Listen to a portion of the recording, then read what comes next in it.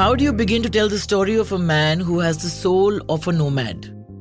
Not by where he has arrived, but by the journeys he chooses to make. He's the force behind Vicky, Madras Cafe, Piku, Pink, October, and the national award-winning Sardar Udham. Cinema for him is not spectacle. It is observation. It is life as it is lived. He grew up in Shillong with almost no cinema halls. A boy who saw the world in fragments. An English film here, a Hindi film maybe once a year. And yet, he found his way to storytelling. A management graduate from Symbiosis, a storyteller, met a strategist. When Sujit Sarkar said, "I can tell stories," he answered, "I can build the ground beneath them." They began with 10-second commercials. And then came the choice, safety or risk. They chose risk. To stay independent, to own the fall as much as the flight. If the film works, it's ours.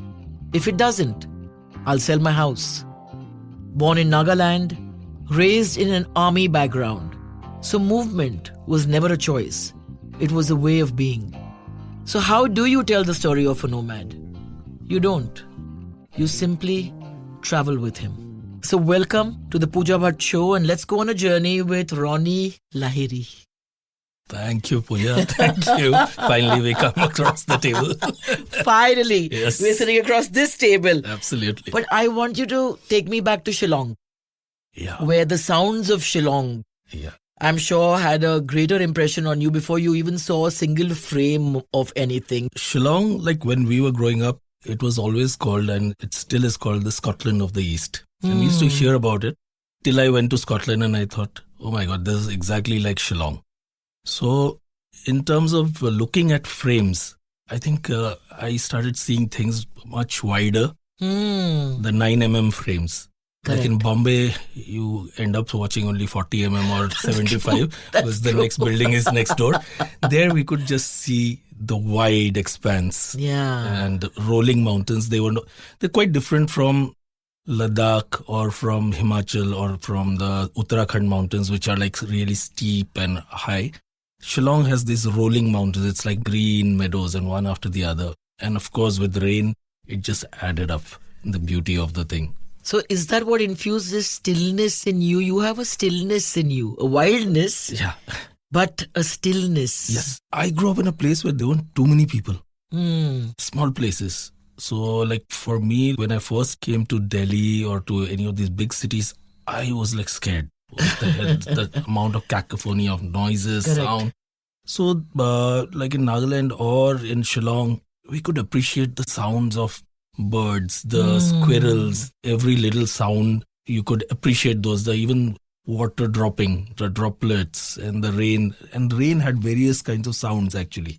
Yeah. So those are the things at some level probably would have influenced. I wouldn't say directly. I never realized at that time that these are influencing me. But the most important thing that influenced me was the music over there. Right. It was music everywhere. You walk in Nagaland or Mizoram or in Shillong. Every second person would play music. We would sing. There were no nightclubs. Correct. So parties used to be home parties where everyone would sit in a living room and there would be 2-3 guitars automatically out and everyone singing. And naturally, various choruses were being built and you were singing in different octaves, and so natural harmonies were being created. It probably came from the church. Yeah. We used to go to the church and we had to sing. So from there, it came into the living rooms where those days soft rock and metal songs would be done in harmonies and all that. So, yeah. And army background. Your father was very prolific. Gurkha regiment. Yeah, he was from the 1st Gurkhas. Wow. Yeah, so he joined in the emergency commission. That was right after the 62 war. Indian Army needed more officers and also they had the emergency commission. So he joined at that time. So he was in the 65 war, 71. And then, of course, countless counterinsurgency operations, because he also served a lot in Assam Rifles, which predominantly was based out of Northeast. So Northeast in the 70s and 80s, there were a lot of action happening between NSCN in Nagaland, there was MNF in Mizoram. So a lot of counterinsurgency operations. The thing which I really took from him was he took it as his job, but he never took the thing personally. So if a local Mizo guy or a Naga guy would come, he made sure that he learned their language and learned their tribal traditions and customs. Right. So that he appreciated those things. And in a way, he also would go out of his way to meet them. So it was more of winning hearts than winning by bullets. And I think it's now a well-known strategy of the Indian Army. Because bullets, you can win just a few battles. But Correct. to win the war, you need to win the minds and the hearts. Absolutely. But there was no pressure on you to join the army. Was it expected from you? Typically, yes. My grandfather was also in the army. So he didn't say it directly, but he would always fill up the forms for NDA. And the first NDA I gave, and obviously I didn't do very well. But then I realized that they didn't give the marks. It's just that your name doesn't come in the list. So then I realized that how to cheat the system. I said, next time I said, it went very well. Because I knew that the marks are not going to come out. The last form was OTA. Then he finally figured out that this guy is not cut out for that. For an army. I think that needs too much of discipline. I have discipline with my work and all that. But I think I was always a thinker. So in the army, you really need to follow orders. And you cannot be going separately. Yeah. It works for army because you need to have that kind of discipline. Because if everyone starts thinking, then the war's going to go into chaos. Yeah, that's true. Somebody told me there's no room for dissent. Yeah. You have to be able to surrender But completely. if you're a thinker, it will come across as dissent. Yes. Because if you're going to question. So I was always that kind of a guy who would always question why is the sky blue? Why is it raining? So for everything, the why was always there in my life. So Thankfully, I didn't join the army. Otherwise, probably I would have been court-martialed or something like that for being. But I remember you saying that your parents gave you the best education. And that is really what you should give your kids. Yeah. And then let them go out into the world and earn their own money and make their own name. And this whole thing about being liquid, you always emphasize that. What does it mean? So that's what I always say. Being in the army, obviously, my dad didn't earn that kind of money. He was a colonel in the army. And we were 3 siblings. So most of our money went in the education. So that's the best thing that they gave us. What they could afford. And I feel it was not just the education. It was the schools that they sent us into, boarding schools that built the character. Right. So I always emphasize on not reading. Theoretical knowledge is something else. Practical is something else. And living in the real world is a very different education. Yeah.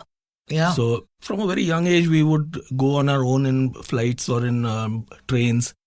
Those things can never be substituted by any question paper or True. Being out in the real world. It's like film school. Yeah. It can't prepare you for the reality of the film set. Not at all. What a film set teaches you, film school will help you a little bit. But if you are only limited to theory, you can't succeed. I think that's what we learned, a holistic growth. So there was a lot of sports. And sports is, I think, one of the biggest teachers, which in today's date in India, I feel we don't have too many people who play a lot of sports. Correct. It reveals character. It reveals a lot of character because when you lose, you still appreciate the opponent. And if I've never played sports, then you only support champions. Well said. Yeah. So football was your passion. When we were growing up, cricket wasn't a big thing. And football, I think it's a poor man's sport. You just have one ball and 25, 30 guys can just run around. Yeah. And you didn't need specialized grounds or anything. Correct. Back in the day. So, and rain or any weather you can play. So is that what connects you to Sujit also to a large extent? Both of you all have this passion for football? Sports. Primarily a lot of sports. Football definitely. But generally anything to do with sports. How did you all meet?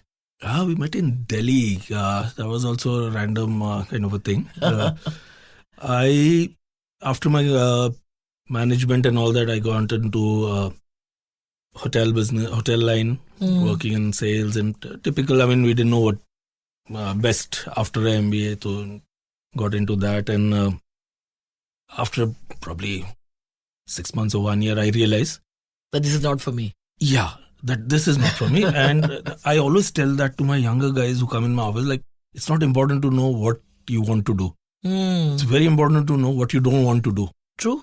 Because I knew I can't survive like this, or I don't want to suffer for 30 years Yeah, going to a place where I don't enjoy going absolutely. and doing things which I don't enjoy doing and making money. That was not my thing. So I just sat at home and it was scandalous. So you can imagine in 95, 96, sitting at home where the generation before us, if you get into a job, and especially my dad's side and army and all that, you get in and you get out after 38 years, pension, Yeah, straight out. yeah, you stick it out, Stick basically. it out. Yeah. So here, this guy is like after 2 years saying, no, this is not what I want to do. So they were like quite scandalized. What are you going to do and all that? And I said, I'll figure it out. I've still not figured out what I want to do, but I figured out what I don't want to do. So I think at some point I thought maybe I'll get into advertising. I met a few chill guys. So initial was the superficial stuff. It was this whole, okay, these guys are going to work in jeans and Iron Maiden t-shirt. They go to work at 12 o'clock, 1 o'clock. I was like, yeah, that sounds pretty chill. So I thought maybe I want to do that. So I had a friend, Akshay. He, much later in life, was the music composer for Vicky Donor. Oh, And the okay. singer. So he's an old friend, childhood friend. His dad was also in the army. So he was in college and he had done one ad with Sujit's company. Sujit Okay. had just started and done one ad. So he came back and said, oh my God, filmmaking is so cool. And he actually didn't do anything. He was like a production assistant Okay. who was handling transportation. But on set, it was like that you do everything. Right. So that whole adrenaline, and he was so excited, like, this is cool. So I said, dude, I think I want to get into advertising. So he said, I don't know anyone, but I know Sujit. And he knows a lot of advertising guys. So you meet him. Probably he'll introduce you to somebody in advertising agency. And in his head, he thought Sujit will introduce me to Kosti. Costa Yogi. Yes. Okay. So our common friend Kosti. So I think when we went there, we were chatting and all that. A lot of common stuff happened. So along with Sujit was Gary was there at that time. Right. So Gary's dad was also in Gorkha Rifles. It's a typical army, Air Force kind of a network. So Right. it was immediate comfort level that, Yeah. it's the same integrity that we all have. So immediately they said, listen, we can't give you much money. We're just starting out. We don't know how long we're going to go. But you can look into the business side of it since you've done an MBA and all that. Correct. I said, fine. So what do I have to do? They said, no, nothing. Come tomorrow by 12 o'clock. I said, okay. I didn't even ask about the money, what I'm getting. I said, fine. Next day we went and we watched some movie. After the movie, everyone sat down and we were discussing this movie. Then at around 4 o'clock in Safdarjung, there was a little park. And all of us went and played football.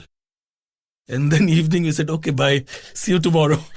This is pretty cool as a job. Yeah. So, Wow. So yeah, that's how it all started with no promise of any growth. It was just come watch a movie and we'll go and play football. But when the job came, it was such a small, tight unit that Right. we all did everything ourselves. Like it was a 20-second commercial. So Delhi didn't have typical art directors or anything. We had a carpenter. Right. So we would ourselves go to Lajpat Nagar market and it was an office setup. So we would go and buy what office table needs. The props and Props whatever. and all yeah. that. So yeah. it's basically, so it was common sense. Like in an office table, what all things can be there? Paperweight and this, that. Then for costumes also, let's all go to Sarojini. Yeah. There was no budget, so Sarojini, we go and buy things. And it was really good fun doing everything ourselves. And probably that taught me a lot. So I didn't do what a typical marketing producer does. I learned every aspect of filmmaking. I had lots of time. I didn't have any other things to do in my life. And I was really interested in how everything was happening. Like from the day when the script would come and then how Sujit will brief the storyboard guy and the storyboard would come in. I was like, okay, this is how it works. And then what are the palettes that we want to work on? Writing treatment notes. So the whole journey from there, receiving of the script to costing it. And then finally the day in the online room when the edit is ready happening. and the Yeah, final yeah, thing is yeah. in your place and you're like, oh my God, this is the journey. And for us at that time, it was as big as any feature film. Yeah, absolutely. That excitement was the same. But I remember the video you all did with Shubham Udgal. Kosti came onto that shoot because he called me from there and said, this is going to be groundbreaking. And that video actually was groundbreaking. Yeah. In those days, Screen used to have something called the Video of the Year Award. So it won the award. So that actually got us the recognition in a way that who are these guys. Then we took a very drastic step. We decided that let's go to Bombay. Because after doing all these jobs in Delhi, we weren't getting the ads that we wanted to do. And one day we went and asked some of the agency guys, what's the reason? They said, listen, the client likes your work, but the client wants a more professional production company because they feel Bombay guys are... So Bombay men professional. Yeah, Delhi guys are not. Delhi men laid back and So, ho jayega ji. So we were like, let's all go. And I think at that time amongst us, only Sujit was the married one. And he was just married for 1 or 2 years. The rest were all chadas. I said, okay, let's all go. Some 14, 15 of us came together. Lovely. And we just took up a 2-bedroom flat initially in Oshiwara. And it was our office. It was where we are all staying. Wall to wall sleeping. And in the morning it becomes your office. And slowly as the work started, then 3 people moved out. 3. And that's how everyone. So initially what I really loved, and now I'm thankful we did that, is we never felt lonely. We never needed any acceptance in Bombay. Because you all had each other. 15 of us, we were happy with each other and we could just focus on our work. And everyone was each other's cheerleaders. So team building in the real sense. Yeah. Like I remember we had this one guy called Bittu Bagchi. He used to be this loudmouth and we used to go to USL studio. So USL used to have all these advertising Bombay guys who had offices in Famous. And everyone's like very quiet. And for even an offline edit, all 15 will go there because we didn't have anything else to do. Every department is sitting over there. So we would create a ruckus and then Bittu will go and say, when is our booking? And he would be very loud. He's like, Hari, you don't know. This is Red Ice. We're going to rule Bombay. Everyone's looking, who are these ruffians over here? But somehow that word spread that this Red Ice, because he used to drop that name every 2 minutes. Luckily, because of that, when we went to agency, they're like, oh, we know your name. Yeah, we've heard of you. We've heard of you. That helped in getting us more work. Lovely. Yeah. But you're very heavily invested still in the Northeast. Absolutely. I've seen you going back to the Brahmaputra Film Festival regularly. Yeah. Engaging with and mentoring a lot of aspiring filmmakers, actors. And you do that fully. On a regular basis. You cast an actor from the Northeast in Pink. Right. Do you think that somewhere we are guilty of not giving them the opportunity? Because there's so much talent in the Northeast. I mean, beautiful women. Absolutely. Very attractive men, great music, like you said. Why isn't there enough representation in the Hindi film industry of people from the Northeast? I don't know. I mean, that's a mindset over here because firstly, as I said, a lot of education is needed. And it's not just about education through your school books. Right. So the most educated people over here in Bombay, if I tell them I'm from Nagaland, they don't know anything of Nagaland. Yeah. So that's the level of history, geography or whatever they have gone through. It's predominantly ignorance more than anything. That they're like, we don't care about that side. And we've set our own beauty standards. Beauty standards. Yeah. So they don't fit into our beauty standards. Correct. And this is the beauty standard.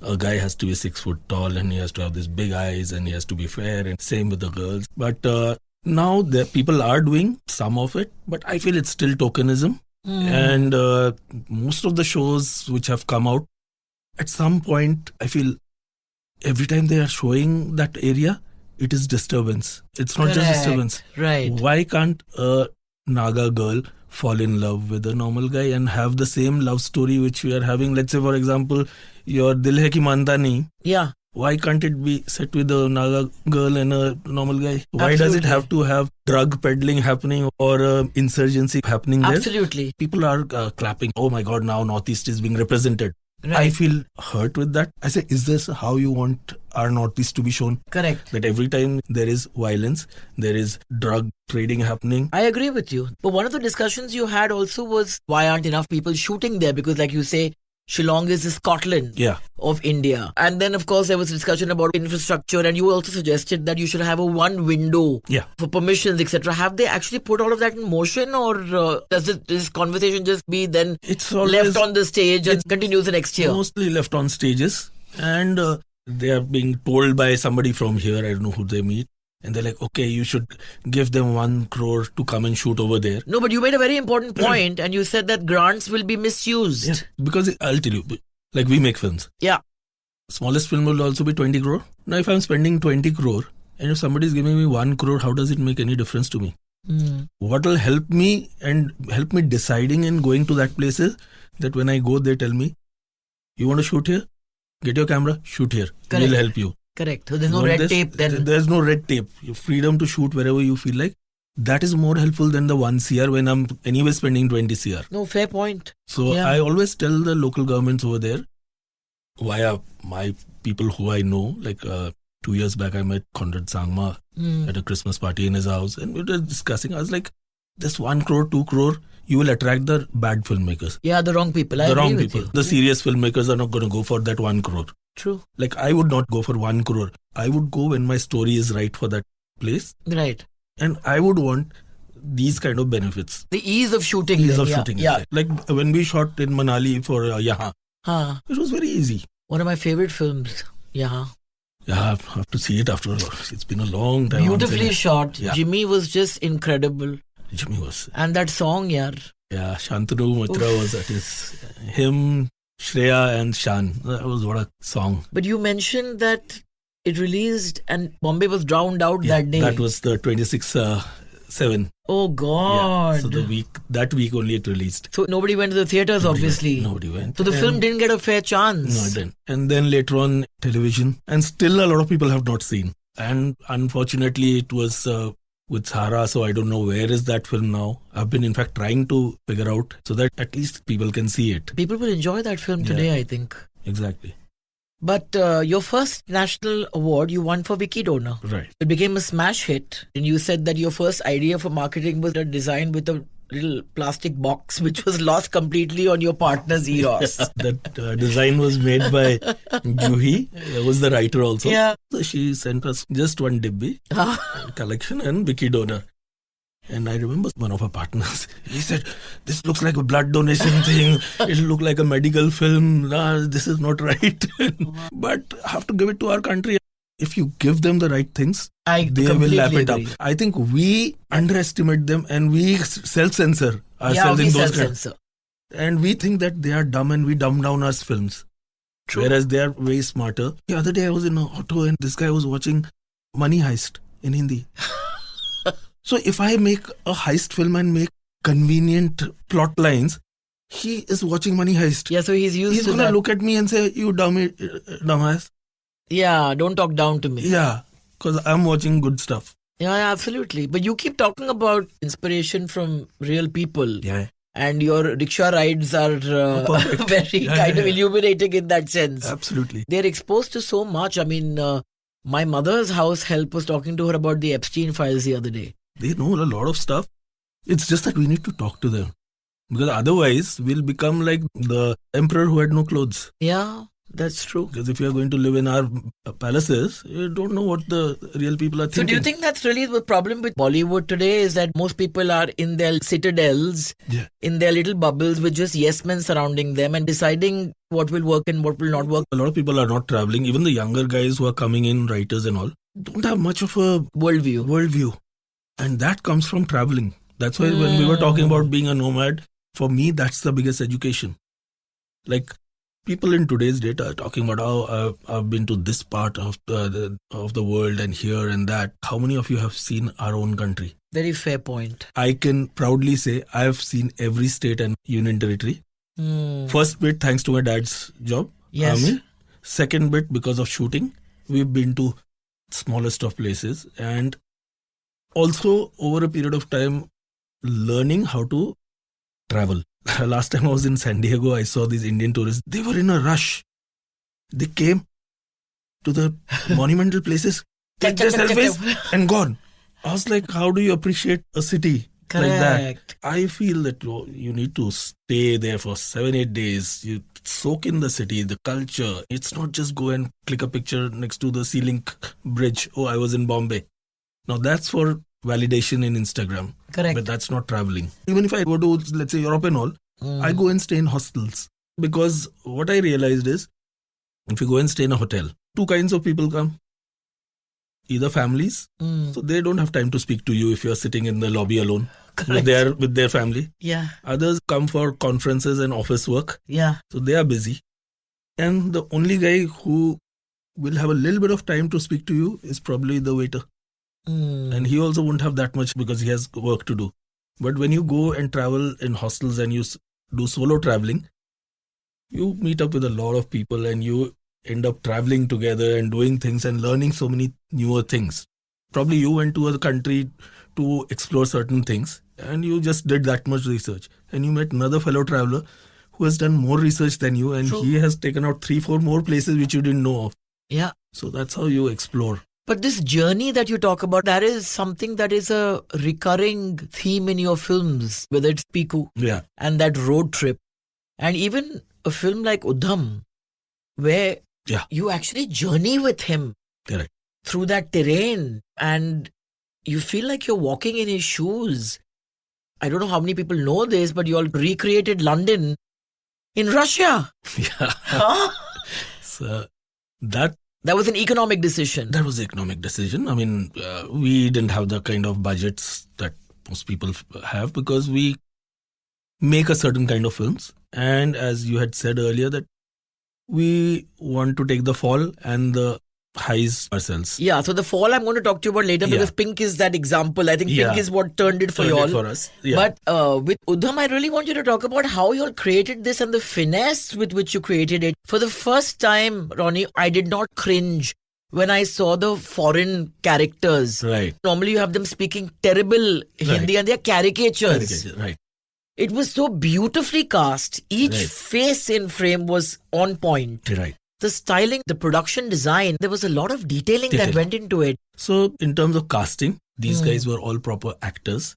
Plus we had seen their previous works. Right. So they were not just cast from the streets. Right. So they were like serious theatre actors. Obviously we couldn't afford A-list Hollywood. But in UK there is a lot of theatre. Absolutely. Good actors. We needed good actors. We didn't need stars. That was very clear. So it was a long process. 6 months we took. But every cast we finalized basis the auditions and everything. Then post the auditions, then Sujit had chat with the actors to understand like how we'll do for a normal Indian character. So we never thought them to be filler characters. For Sujit, they were all important characters. Right. And if anyone would fall, the house of cards would fall. Correct. So we had to be very clear on every cast. In fact, Indian casting was easier for us. When somebody who just is passing him on the street, I mean, the body language was right. Yeah. So that I will give a lot of credit to our people in Russia. Because I shot it in St. Petersburg. So the whole story starts with, we went to London to figure out. London was seriously expensive. Otherwise, go out of town and then shoot over there. And it would have looked pretty make-do. So then, since I'd done my history. You're a history buff. Yeah. And Shil Babu was there. Shil Babu, of course. The Russian connection. Yeah. So Shil Babu, when we were discussing, he's like, "Arey, to hamare wahan par bhi aisa mil jayega Moscow mein." I was like, Moscow to nahi, but then we said, let's look at Petersburg because the Tsar, he was related to the House of Windsor. So he had gone to study naval studies in London. Right. So when he came back, he missed London so much that he made Petersburg. Inspired by the architecture. Yeah. So we knew that, okay, this is one step done. So then we did good 3.5 years of recce's. Wow, and even found a double-decker bus there. Yes. So see, the small things which make authentic. No, of course. So how did you come upon that bus? One day I saw this bus. It had this Chelsea flag. Those days, Chelsea was owned by Roman Abramovich, who was a Russian oligarch. Right. So there was a huge Chelsea fan club in Moscow. So on a Chelsea game day, this bus would go around Moscow with the Chelsea flag and all. And other days, they would give it out for rent for music videos or something like that. So we followed that bus and we got to know who's you that. and Shilji. Yeah. So we spoke And she was like, yeah, I give it for rent. So we said, fine, perfect. Lovely. So every time we would have a wide frame, we just put that bus crossing. Your eye goes to that red bus and automatically you'll think it's London. Right. My biggest payoff was, I think 2023, I met a very close friend of mine, a filmmaker from London, Rob Kaplan. So he's born and brought up in London. He's a Brit himself. He and his cinematographer came from London. And they do ads here in India. And one of the first few ads I'd produced. So Rob told his friend that, Ronnie shot Sardar Udham, and he had seen the film. Okay. And he was telling me, how the hell did you shoot next to my house? I said, where's your house? So it was in central London. He said, central London to shoot, you need to have serious budgets, like you need to have a film which has Tom Cruise or Brad Pitt in it. Only then you can shoot like that. How the hell did you shoot over there? Then I told him I shot it in Petersburg, and he's like, what the hell? So that was my biggest validation, that a cinematographer with his eye. Absolutely. And who lives in London. So it is all about how you recreate. And you had largely a local crew as well? I mean, you had your HODs from here. Not every HOD. Like my art director for the UK segment, like in St. Petersburg, was a Russian guy. Oh. Yeah. Because I have always believed in working with the local. So hair, makeup, costume. So when you said the girl passing in the background. Yes. So the makeup and costume girls. Of course, my costume HOD was from here. Okay. Veera. So she went and she's like, okay, this is the look and we have this and that. So her first question was, which year? So how we do? 1930s. So she took out a book. 1931, this is the hairstyle. 32, this is the hairstyle. 33, wow, this is how the costume would look. In 34, so the fashion changes. They were that detail oriented. We have to be thankful that we found those kind of people. No, but that's amazing. Yeah. So that's how it worked out. But what a beautiful film in terms of what it stood for. And it's so relevant to the times that we're living in. Absolutely. It's a cycle. 100 years it comes and goes. If you look at right now what is happening, 1930s in Europe, same thing was going on. Correct. So we are back to a 100-year cycle. But let's go back to Pink. Yeah. Because when we talk about risk-taking, I think that film really changed the game. Yeah. Not only for y'all, but for a large part of the industry. I've heard the story from Shilji very often where you all just decided that you're not going to be at the mercy of a corporate organization who just looks at your film as a product. Correct. And doesn't have the belief that you do, and you all just took the leap of faith and decided to make this film completely on your own. Yeah. Initially, we went to everyone, and before Pink, we had a Piku. So there was a track record of success. This time, we were going with another director. I wouldn't even say new director. He was a national award winner from Bengal. But somehow we saw the response very lukewarm, and I personally felt that the people who were giving feedback didn't have the competency. And they didn't value what was coming to them. And they didn't even have the experience. Like it was more like paper pushers. Correct. So when we came back, we were like very pissed off. We were like, okay, so like we can't not make a film because of these people who don't have the same understanding of cinema. So we will make what we have because we believe that this will work and this is the right kind of subject and right time to make a film like this. So that's when we met Shilbabu and we were like, Shilbabu, let's do it on our own. Yeah, once more. Because first time I'd done with Vicky Donor. We had made the film. We had put our own money. So me and Sujit, we were very clear that we will take a punt. Go for it. ये इतने में बनाएंगे and then we'll recover. Once the film was almost made, we had funded it. Then we realized कि film बन जाएगा, again releasing it. Because that was a lesson from यहाँ. So that's when Heroes came into the picture. Yeah, we got the other partners to come in for the release. But we were ready to take that punt with our money. So this time we said, now so definitely let's take the punt. And we'll figure it out कैसे होगा. And we worked on a backward calculation. See, it's very important as a producer. And you've also produced, so you have to understand. So we said, okay, it's a women-oriented film. Forget Mr. Bachchan. Let's treat it as the worst scenario. It's a women-oriented film. How much would a women-oriented film? At the worst case. Yeah, do. Yeah. First, we saw what is the best case. So there was Kahani. Right. That's a freak. 120 CR or whatever. It was a freak. But what was the other films? So there was Queen, there was NH10 and all that. So we figured out that average was 28, 29 CR is what a lifetime NBOC would be there. So we said, okay, we don't even have a Anushka, we don't even have a Kangana, so we have nobody. Still our subject is potent, at least 15. So we worked back calculating on a 15. Lovely. So the budget was accordingly done. Yeah, that much. decides. Because your film is a hit or a flop on your budget. It's not the film, it's your budget which determines. Yeah, exactly. Once we did that, the amount of freedom that we had while making, while promoting, distributing, everything was ours. And that was the first film where we truly felt, once the film did well, that it is ours. Because otherwise what was happening was, even though we made Piku everything, but there are too many fathers. No, I agree. Success has too many fathers. Yeah, it's very validating when you take that leap of faith. Yeah. Then it's your win completely. Complete win. Yeah, exactly. But I remember seeing it in Moscow. That's the first time I went to Moscow for the Indian Film Festival there, 2016. And Pink opened the festival and there was a largely Russian audience there. But every woman in that audience related to it like it was her story. Yeah. Thematically, it goes beyond borders and language. Yeah, and you were on a horse in a square in Russia. Where was that? In St. Petersburg during your shoot on Moscow before the shoot? Before. That became part of my trips to Moscow every time. That's a legendary story, by the way. Yeah.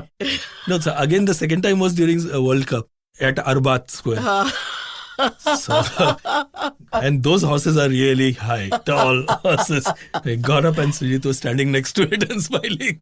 Post midnight, I needed to get up on the high horse, so to say. Wow. But at the Brahmaputra Film Festival, they asked you, what is your idea of a blockbuster? And you said, don't talk to me about 200 crores and 100 crores.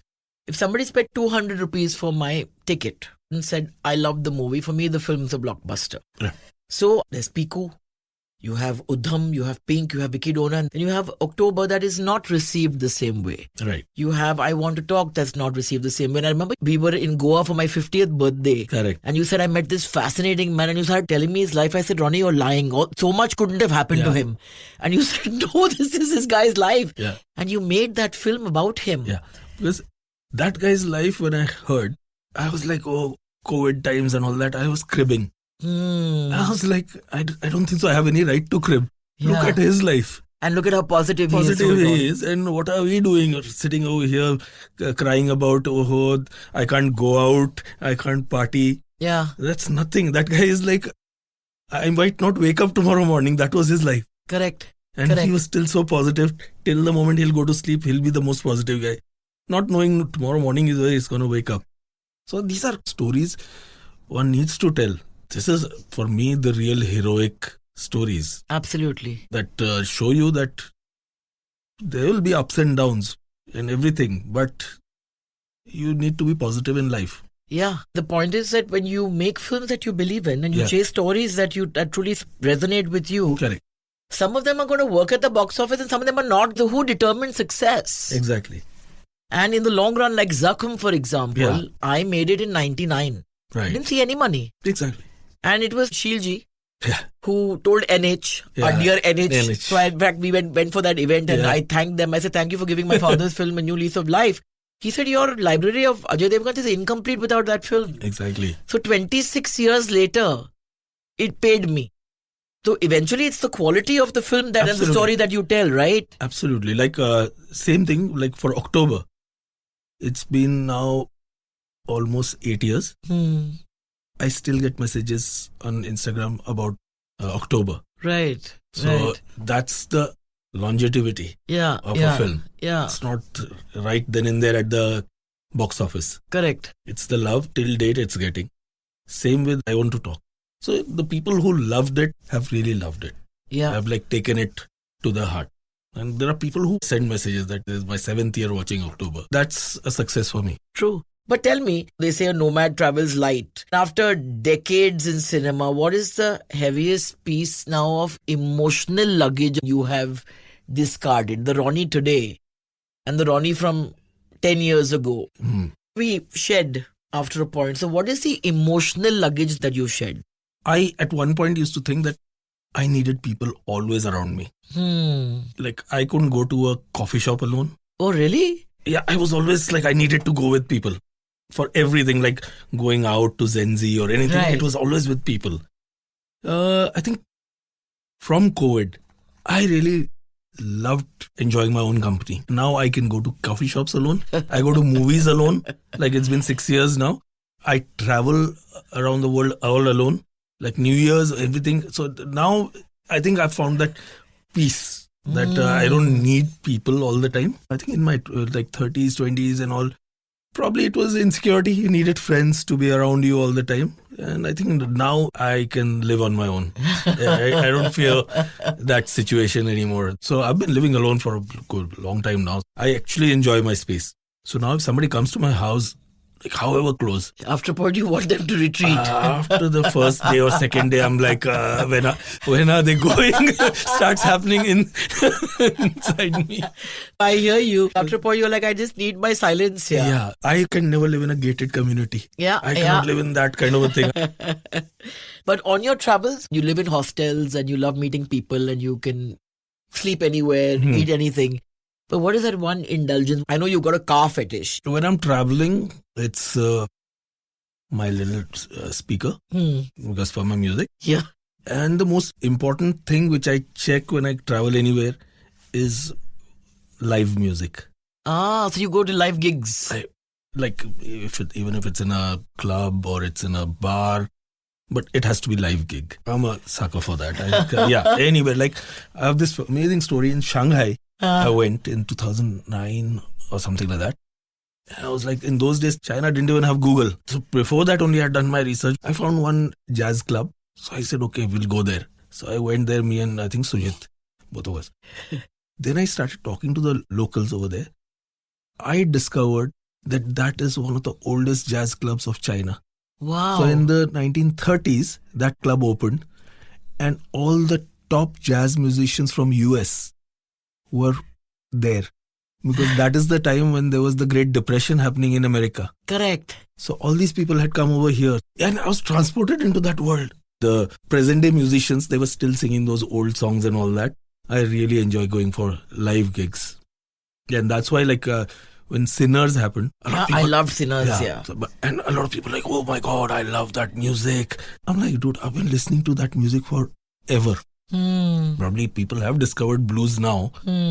And it is a story of Buddy Guy. Yes. And I said, people don't even know that Buddy Guy in Bombay, in Mehboob studio has come at least 4 times. For the Mahindra festival? Yes. Oh, really? And he's always come down from the stage playing his guitar and talking to you and doing it.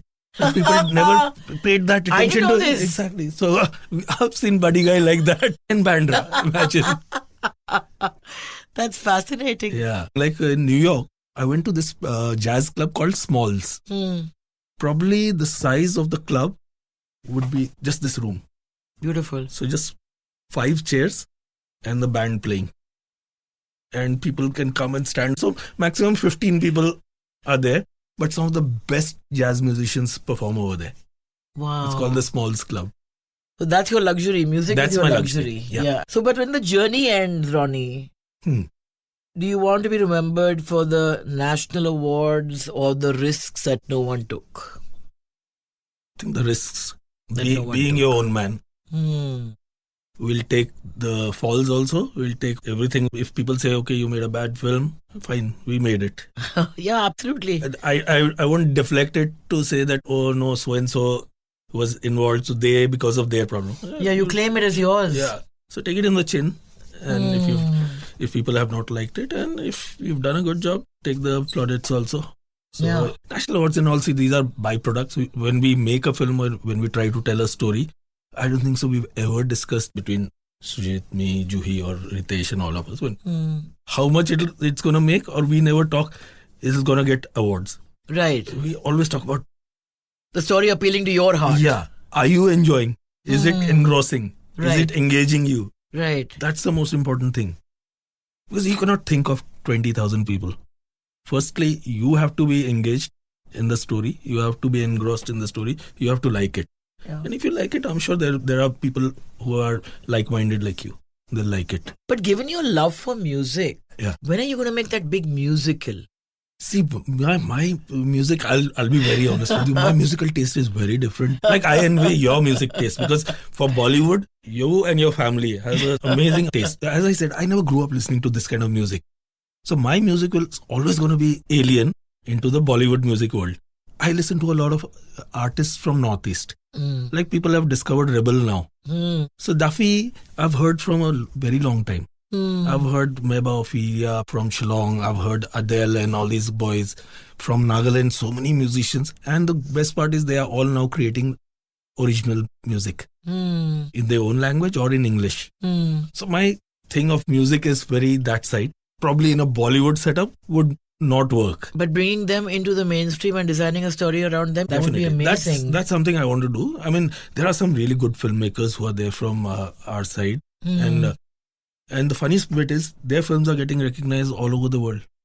Like, if you look at recently LP's film. Yeah, Boom, right? Boom, yeah, it's from Manipur. The first BAFTA. Yeah. So they never said ki it's a Manipur film, it's not a Bollywood film. True. A story is a story. Yeah. It's over here that we get classified as that. Yeah, we do. Yeah. So similarly, there's this friend of mine. He recently made a film called The Elysian Fields. It's a Khasi language film, which won last year in Moscow International Film Festival the best film. Oh. And before that, he's got national award, and he got in Busan a film called The Market. It's in Khasi called Yodo. So there are a lot of good filmmakers like Rima. Yeah. Rima Das is making her own kind of films over there.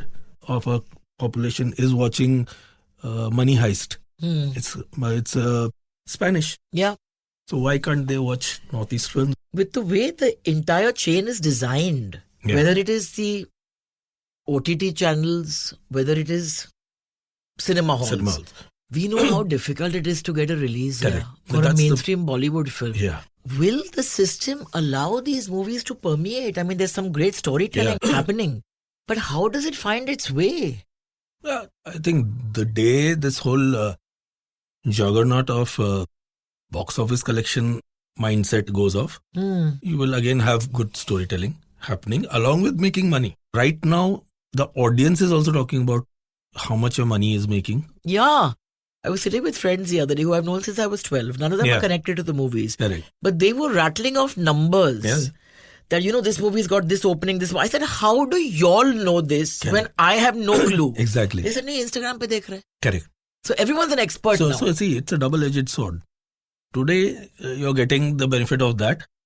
Tomorrow, your film, if it doesn't do that number, it's the gold standard you'll be measured on again. Earlier, that gold standard wasn't there. I think earlier it used to be, when we were young, it was how many weeks? How many weeks? Yeah. Golden Jubilee, Silver Jubilee. That's unheard of today. Yeah, that kind of longevity is not there. People don't even remember a film after 2 months. True. Everything is becoming fast food. It's come, gone. Before you enjoy the taste, it's gone. And you've forgotten you've got the next one lined up. Yeah. Same with music. Right now, half the films are using songs from 1970s and 80s. Which they're remixing. Yeah. So there are no melodies that are sustaining. Exactly. And people from within the business tell us that, listen, give us the melodies from the 90s and songs that will sustain in that sense. Correct. And another thing that people who are self-proclaimed experts don't understand is the return to investment. Yeah. ROI, nobody understands. Yeah. It's just the huge numbers they are doing, but the amount of money you are spending also you have to calculate. Because if those kind of films don't work, then they make losses where 10 more films will not get made. Yeah, but you drive home all these points to young filmmakers. I saw some of your talks at the Brahmaputra Festival. And it's heartbreaking, when you hear all these young people in the audience with these aspirations and dreams.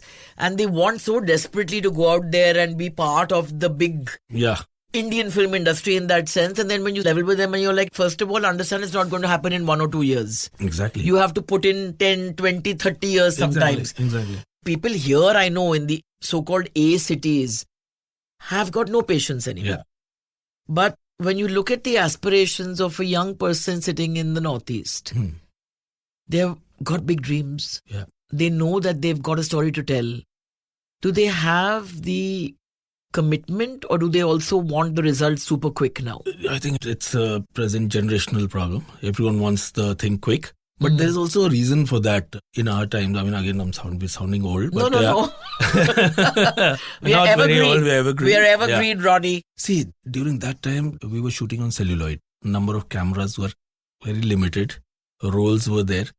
So, anybody who wanted to become a director would dream also only after maybe 5 or 6 years being on the set every day. Correct.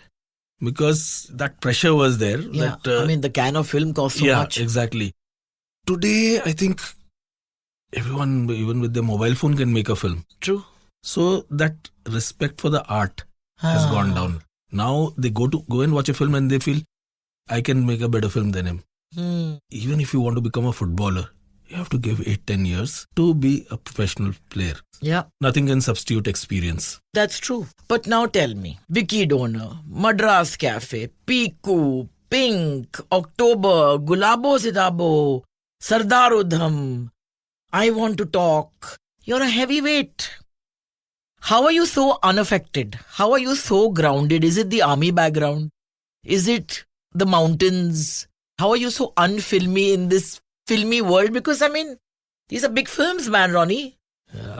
I don't know. I think it's army and, of course, Northeast. Because there people usually are very unassuming. Like I remember in Nagaland, you'd go to someone's house, the house will look like almost about to fall down. Yeah. But inside the house, you'll find the best music system, best leather jacket, and a perfect bike. So it was what they needed. The priorities. The priorities were set. So for me, it's always been like that. I really don't care about people's perception. And honestly speaking, I don't have too many friends from the industry over here. I think the people I can count in my fingers, 3 who are friends, probably you, Shil Babu, and Papo. Other than that, a lot of people from Northeast who are my friends over here also, like a couple of my sisters. Well, they must be super proud of you and your achievements. They are pretty pissed off with me because when we meet up with our friends and we're like, our friend is this Bollywood producer, and they're like, and then I enter wearing Birkenstock chappal, shorts and a t-shirt which has got Nagaland written or Aizawl written. And then I drive a Jeep and I don't have a driver also. So they're like, oh my God, why can't you get a driver, or why can't you wear some fancy clothes and come when we want to show you off that our friend is this big producer and you just walk around like a lightweight. I'm like, that's how I like to walk around. And as we were discussing, I love my auto rides. Because see, for me, that's my market survey. So you ask them about what they're watching and... Yeah, random questions. That it's like, oh, where are you from? What are you up to? So what's happening? What are the stories that are happening over there? Acha, what kind of stories do you like? Nothing to do with films also. Then they'll give you their political take or whatever. Everything. So you get a pulse of the audience, really. Yeah. But you know, one thing is coming from a world which is not affected, but holding on to that and remaining unaffected in a business that is so affected. Which I learned very long back in my life. Like my dad told me, achieving success, if you work hard and you have decent talent, is the easiest. Staying there is the most difficult. True that. So staying power is important. And while going up, how well have you gone up? Correct. Have you taken people up Yeah. with you? Yeah. Because if you've been an asshole, Yeah. then the first moment they're going to throw you. And the guys who can cushion your fall are just going to pull their hands in. So you take the biggest fall. Because Wow. ultimately you're going to come down. No, but that What is goes very up true. will come down. So when you're coming down, if you've been ethical and good to people, they're just going to cushion your fall. Your fall is going to happen no matter what you do. True But that. fall is going to get cushioned and you'll come down nicely. Yeah. Versus straight down, up. Correct. Success is never going to be there permanently. So that keeps me grounded. Because when I started, I had nothing. So for me, everything is a bonus. What God has given. Yeah, seriously, I mean, coming from an army background, army officer's son, monetarily, so there was nothing. So everything I had to do, I made it on my own. So every day is a blessing. And whatever I've achieved, everything is beyond my dreams. So I think one has to be thankful to the Uparwala. Your father sounds like a fascinating man. You lost him in the recent past. But when you look back and think of him, what is a memory that resonates with you, that you keep revisiting? When he passed away 2 years back, what I realized is, forget all the money, the respect that he had. He earned that. Right. Because his unit was in Andamans. They sent people from there with the Wraith. The chief of army staff sent Wraith. Wherever he served, people did that. And then there was this one uncle, Colonel Rimo Karbak. His health was like really bad. But at Manekshaw Center in Delhi, we had the prayer meet for that. And uncle said, I will come. I said, uncle, you don't have to come. Your health is not well. And he is like one of the first Arunachali Indian Army officer. Colonel Rimo Karbak. His grandson was the kid in Tube Light with Salman. So him and my dad were together in Gurkhas. Okay. In the army. He came in spite of all his things because he said, I wanted to speak about DJ. And so that's what I learned, that he was a straight, honest man and a good friend, a loyal friend. And like you said earlier, he won hearts. Exactly. So you're on that path. Yeah, because see, once you're gone, money has nothing. So I never run after money. For me, it is the relationships. Money and all that will always be a byproduct. It'll come. When we make films, we concentrate on making a good film. What is in your share will come. True.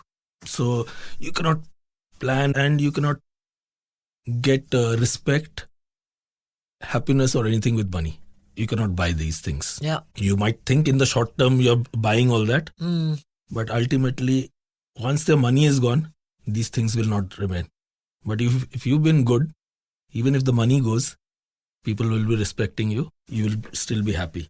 True. You're a man who has connections to so many parts of India. Born in Nagaland, grew up in Shillong, worked and lived in Delhi, made Mumbai your home. Yes. So what is home for Ronnie Lahiri right now? Or is changed home? I have to travel after every week. More than a week in one place, I get, it's like ants in my pants kind of scenario happens. So yeah, right now it's between Mumbai and outskirts of Mumbai. And I think at some point in my life, I'm a dreamer, as I said. I think I'll settle down somewhere in a quiet little village of Goa. Not in the so-called Monaco of Goa, which the Delhi people have made with their fancy hats and all. Yeah, I know. I want to be in a typical local Goan village. I lived over there during lockdown, so I love hanging out with the locals, the fishermen. So may you find that quiet little village in Goa and we will visit you when you do. But in the meantime, just keep being the risk taker that you are. Absolutely. And the next time you drive off to the northeast, I'm tagging along. Please. Thank you so much. Thank you so much. You. The Pooja Bhatt Show is produced by Mammoth Media Asia and Epilogue Entertainment and distributed by iHeart Podcasts. The executive producer is Jonathan Strickland.